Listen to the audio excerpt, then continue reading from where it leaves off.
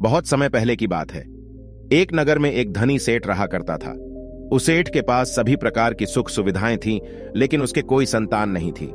संतान के दुख में वह हमेशा चिंतित रहता था। फिर एक दिन उसे पता चलता है कि उसकी पत्नी गर्भवती और उसने अपनी पत्नी का खूब ख्याल रखा। ऐसे में एक दिन उसके घर पर एक पुत्र का जन्म हुआ। सेठ पुत्र के जन्म पर बहुत प्रसन्न था। उसने पूरे नगर में मिठाई बांटवाई और उसके ललन पालन में कोई कमी नहीं छोड़ी। देखते ही देखते उसका पुत्र बड़ा हो गया। फिर सेठ ने उसे पुत्र को गुरुकुल भेजने का निर्णय किया ताकि वो पढ़ लिख कर एक विद्वान बन सके। अभी उसके पुत्र की उम्र ज्यादा नहीं हुई थी, लेकिन उसने छोटी सी उम्र में अपने बेटे को शिक्षा ग्रहण करने के लिए गुरुकुल भेज दिया था। गुरुकुल में वह बालक अच्छे से शिक्षा ग्रहण करता, अपने गुरु की सभी आज्ञाओं का पालन करता। ऐसे में वह बालक धीरे धीरे वहां का सबसे होनहार विद्यार्थी बन गया। गुरुकुल में उसे बालक ने सारे वेद पुराण और शास्त्रों का अध्ययन किया और बहुत बड़ा विद्वान बन गया, अर्जित कर लिया। लेकिन वो कहते हैं ना कि समय कब बदल जाए किसी को भी पता नहीं होता। ऐसे ही एक दिन किसी प्राकृतिक आपदा की वजह से उसके माता पिता की मृत्यु हो गई, और जब उसके माता पिता की मृत्यु हुई तब तक उसे बालक की शिक्षा पूर्ण नहीं हुई थी। और जब उसे बालक ने इस खबर को सुना कि उसके माता पिता अब इस दुनिया में नहीं रहे और उनका सब कुछ बर्बाद हो चुका है, तो उसे बालक का इस सांसारिक मोह माया से मैन उठ गया। उसके बाद उसे बालक ने नीचे किया कि वह गुरुकुल से शिक्षा पूर्ण करने के बाद अपना संपूर्ण जीवन लोगों की भलाई में व्यतीत करेगा। फिर जब उसे बालक की शिक्षा पूर्ण हो गई तो उसके बाद वह बालक सन्यासी बन गया और वह सांसारिक वस्तुओं से दूर हिमालय के जंगल में चला गया। जंगल में जाकर उसने वहां लंबे श्यामे तक तपस्या की। तपस्या पूर्ण करने के बाद उसे सन्यासी ने लोगों को शिक्षा देना आराम कर दिया। समय के साथ साथ उसे सन्यासी की चर्चा चारों तरफ होने लगी और दूर दूर से लोग उसके पास शिक्षा ग्रहण करने आने लगी, और बहुत से लोग उनके पास अपनी समस्याओं का समाधान खोजने के लिए भी आने लगी। सन्यासी सभी लोगों की समस्याएं बढ़िया आसानी से सुलझा देता, जिस वजह से वह पूरे राज्य में मशहूर हो गया था। लेकिन जिस नगर में वो रहता था उसे नगर का राजा एक क्रूर व्यक्ति था। जब राजा को उसे सन्यासी के बारे में पता चला तो उसने उसे सन्यासी से मिलने का निश्चय किया। अगली सुबह को राजा अपने महल से निकलकर उसे सन्यासी से मिलने के लिए निकल गया, और फिर वो उसे कुटिया पर जाकर पहुंच गया। वहां पहुंचकर जब राजा ने उसे सन्यासी को देखा तो वह देखता ही रह गया। उसके चेहरे पर एक अलग ही देश था। जब वह सन्यासी के पास पहुंचा तो उसे बड़ी अपार शांति का अनुभव हुआ। उसे राजा ने उसे सन्यासी को प्रणाम किया और मेरे पास बैठ गया और उसे वार्तालाप करने लगा। वो राजा पहले ही मुलाकात में उसे सन्यासी के व्यक्तित्व से इतना प्रभावित हुआ कि उसने उसी समय से अच्छाई की राह पर चलने की ठन ली, और मैन ही मैन सोचने लगा कि इतनी छोटी सी मुलाकात में यह सन्यासी मुझे इतना बदल सकता है, तो अगर यह हमेशा मेरे साथ ही रहने लगे तो मेरी तो जिंदगी बदल जाएगी।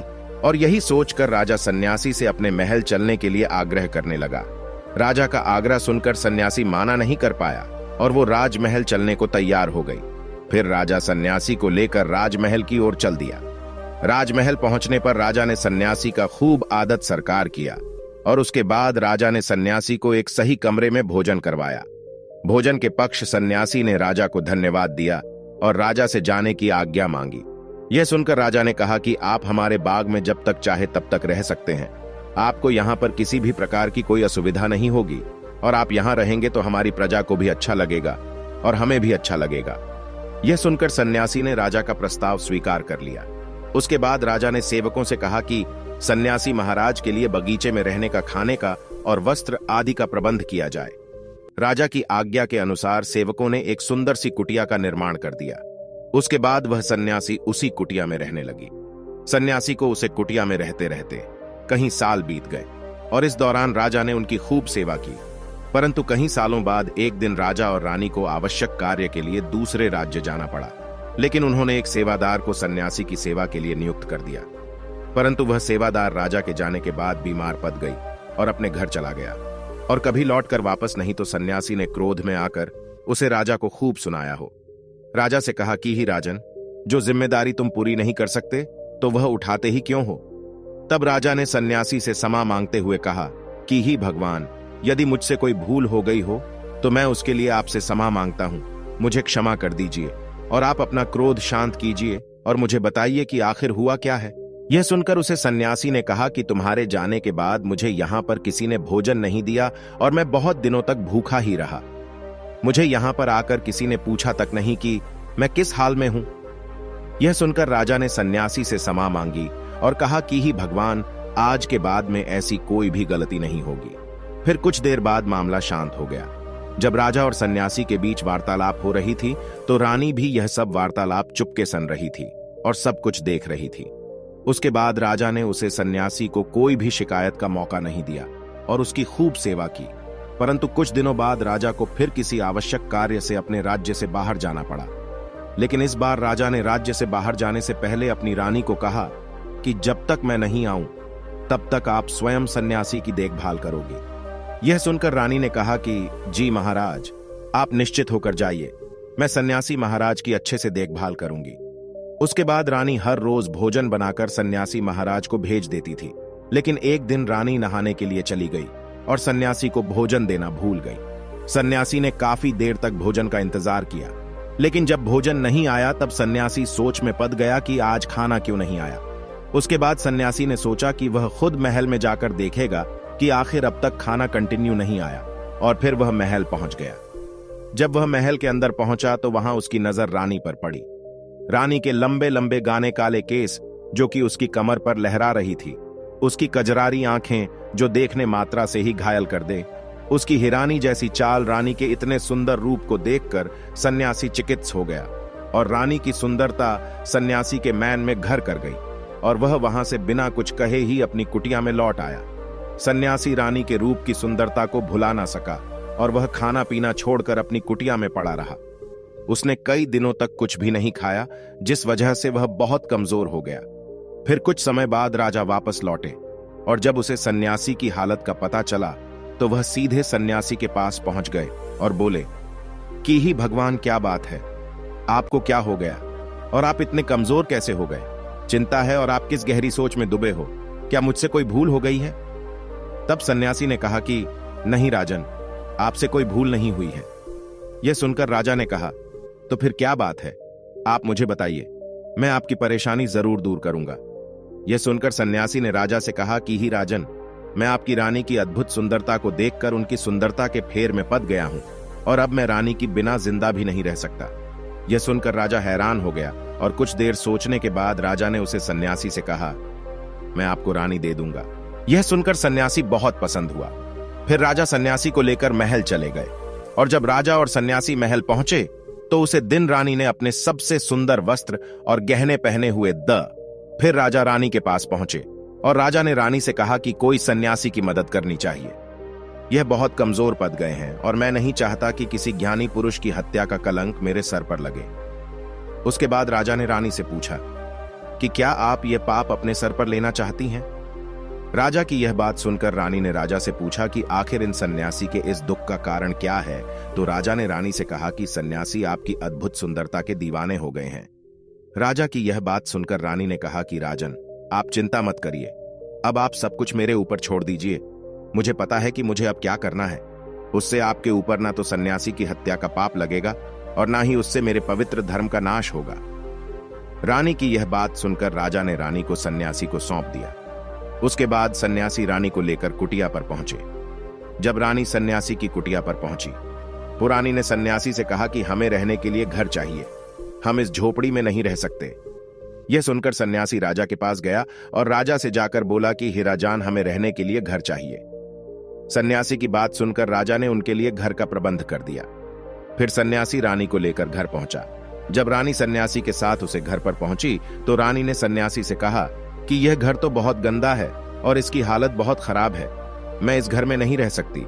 यह सुनकर सन्यासी फिर से राजा के पास गया और राजा के पास जाकर बोला कि ही राजन, जो आपने हमें घर दिया है उसे घर की हालत बहुत खराब है। सन्यासी की बात सुनकर राजा ने उसे घर की हालत ठीक करवा दी। उसके बाद फिर रानी घर के अंदर गई और नहा धोकर बिस्तर पर ए गई। फिर सन्यासी भी बिस्तर पर ए गया। फिर उसके बाद रानी ने सन्यासी से कहा कि आपको पता है कि आप कौन हैं और आप क्या बन गए हैं। आप एक महान सन्यासी जिसके लिए राजा स्वयं सारी जरूरत की वस्तुएं उपलब्ध करते जिसके पास लोग दूर दूर से ज्ञान ग्रहण करने आते जो लोगों को सत्य की राह दिखाया करते जो लोगों की समस्याओं का समाधान करते द, जिनको सभी लोग एक गुरु मानते द, जिनकी सब भगवान के रूप में पूजा किया करते द, और आज आप वासना के कारण मेरे गुलाम हो गए हैं। रानी की यह बात सुनकर उसे सन्यासी को एक झटका लगा और उसे महसूस हुआ कि वह तो एक सन्यासी है और वह यह सब क्या कर रहा है। वह तो यह सारी सुख सुविधाओं को छोड़कर शांति की तलाश में जंगलों में चला गया। जोर जोर से रोने लगा और चिल्लाने लगा और रानी से कहने लगा कि मुझे क्षमा कीजिए महारानी, मैं यह क्या करने जा रहा था। मैं अभी आपको राजा को सौंप कर आता हूं। सन्यासी की बात सुनकर रानी ने सैन किसी से प्रश्न किया कि महाराज, मेरे मन में एक प्रश्न उठ रहा है, कृपया मेरे प्रश्न का उत्तर दीजिए। रानी की बात सुनकर सन्यासी ने कहा कि पूछो, तुम्हारा क्या प्रश्न है। फिर रानी ने कहा कि जब आपको उसे दिन भोजन नहीं मिला तो आप बहुत क्रोधित हो गए। तब मैंने आपके ये रूप पहली बार देखा था और तभी से मैं आपकी व्यवहार में परिवर्तन महसूस कर रही हूं। ऐसा क्यों हुआ महाराज? आखिर आपको इतना क्रोध क्यों आया? रानी की बात सुनकर सन्यासी ने रानी को समझाया कि जब मैं जंगल में था तो मुझे समय पर भोजन भी नहीं मिलता था, लेकिन जब मैं महल में आया तो महल में आने के बाद मुझे सारी सुख सुविधाएं मिली और फिर मैं इन सभी सुख सुविधाओं के मुंह में फंस गया और मुझे इसके प्रति लगाव उत्पन्न हो गया और फिर मुझे इसको पाने का लालच उत्पन्न हो गया और जब मुझे यह नहीं मिला तुम मेरे अंदर क्रोध उत्पन्न हुआ। फिर सन्यासी ने कहा कि महाराज, सच तो यह है कि अगर इच्छा पूरी नहीं हो तो क्रोध उत्पन्न होता है और अगर इच्छा पूरी हो जाए तो लालच पच जाता है। फिर सन्यासी ने रानी से कहा, यह इच्छा की पूर्ति ही मुझे वासना के द्वार तक लेकर आई है और मैं आपके प्रति आकर्षित हो गया। इसके बाद वो सन्यासी रानी को लेकर राजा के पास गया और बोला कि राजन, मुझे क्षमा कर दीजिए, मुझे अपनी गलती का एहसास हो गया है। यह लो, आपकी रानी, मुझे यह सब नहीं चाहिए। मैं अपनी इच्छा के वासीबुट होकर यह गलत कार्य करने जा रहा था और अपने जीवन को बर्बाद कर रहा था, लेकिन अब मुझे सब कुछ समझ ही गया है। उसके बाद उसे सन्यासी ने कहा कि ही राजन, मनुष्य की बर्बादी का कारण उसकी 4 आदतें बनती है और दुनिया की हर एक व्यक्ति के अंदर यह 4 अवगुण होते हैं, लेकिन जो व्यक्ति इन पर नियंत्रण का लेता है वह दुख और परेशानियों से बच जाता है। वहीं जो व्यक्ति इन 4 दोस्तों पर नियंत्रण नहीं कर पाता है वो बर्बाद होने के कगार पर पहुंच जाता है। यह सुनकर राजा ने कहा कि महाराज, आप मुझे वो 4 आदतें बताइए जिससे कि मनुष्य की बर्बादी हो जाती है। फिर सन्यासी ने राजा को मनुष्य को बर्बाद करने वाली आदतों के बारे में बताया कि ही राजन, मनुष्य को बर्बाद करने वाली पहली आदत है इच्छा, क्योंकि इच्छा ही दुनिया की हर एक व्यक्ति के अंदर सबसे पहला अवगुण होता है और जो व्यक्ति अपनी इच्छाओं को नियंत्रण में नहीं रख पाता है वह जीवन के किसी भी क्षेत्र में सफल नहीं हो पाता है, क्योंकि जैसे ही उसकी एक इच्छा पूरी होती है वह दूसरी की ओर बढ़ाने लगता है और दूसरी पूरी होती है तो तीसरी इच्छा उसके मन में जागृत हो जाती है और फिर ऐसे करते करते इच्छाओं पर नियंत्रण ऐन होने के कारण इसी जाल में ऊर्जा रहता है और दुख ही सकता है। इसीलिए राजन, जब हम इच्छाओं पर नियंत्रण का लेते हैं तो हम हमारे मन पर भी नियंत्रण का लेते हैं और जब हमारा मन हमारे बस में होता है तो हमें सुखी सुखी प्राप्ति होती है। फिर जो हम चाहते हैं वही हमारे साथ होता है। फिर सन्यासी कहता है कि ही राजन, मनुष्य को बर्बाद करने वाली दूसरी आदत है वासना। वासना का जन्म हमारे मन में उठने वाली इच्छाओं से होता है। जिस प्रकार इच्छा का कोई अंत नहीं होता और मनुष्य वासना के जाल में फंसता ही चला जाता है, वासना के वशीभूत होकर मनुष्यों को कुछ भी नजर नहीं आता है। आज तक जितनी भी लड़ाइयां हुई हैं उनका सबसे बड़ा कारण स्त्री को पाने की इच्छा ही रही है। स्त्री के प्रेम में वशीभूत होकर राजा महाराजाओं ने आज से पहले बहुत सारे युद्ध किए हैं। रावण ने संसार का सबसे बुद्धिमान व्यक्ति था, लेकिन उसने भी माता की सुंदरता की, फिर मैं आकर अपना सब कुछ बर्बाद कर लिया। उसकी मृत्यु का कारण एक स्त्री ही बनी थी। कहीं राजा महाराजा तो युद्ध में इसलिए हार गए क्योंकि वो लोग स्त्रियों से रासलीला रचने में ही रह गए।